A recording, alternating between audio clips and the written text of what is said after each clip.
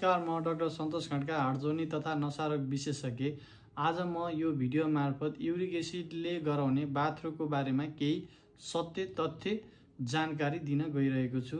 हामीलाई युरिक एसिडले गराउने बाथरोगको बारेमा जानकारी लिन किन आवश्यक छ? किनभने यो रोग हाम्रो शरीरमा युरिक एसिडको मात्रा बढी भएर हाम्रो शरीरको अङ्गलाई नष्ट गर्न खोज्दाखेरि हुने बाथरोग। युरिक एसिड हाम्रो शरीरमा यो फोटोमा देखाए जस्तै प्युरिन भन्ने प्रोटिनबाट बन्छ र प्युरिन धेरै मात्रामा पाइने खानेकुराहरू यो फोटोमा देखाए जस्तै रातो मासु, राजमा, कोबीको तरकारी, प्रोसेस सुगर एडेड फुड, जुनसुकै ब्रान्डको रक्सी जस्तै बियर, भोड्का र सफ्ट ड्रिङ्क्सहरू जस्तै कोका-कोला, पेप्सीहरूले पनि युरिक एसिड आउँछ र यो फोटोमा देखाए जस्तै खानेकुराहरू खाएमा यी खानेकुराहरूले हाम्रो शरीरमा युरिक एसिडको मात्रा घटाउन सहयोग गर्छन्।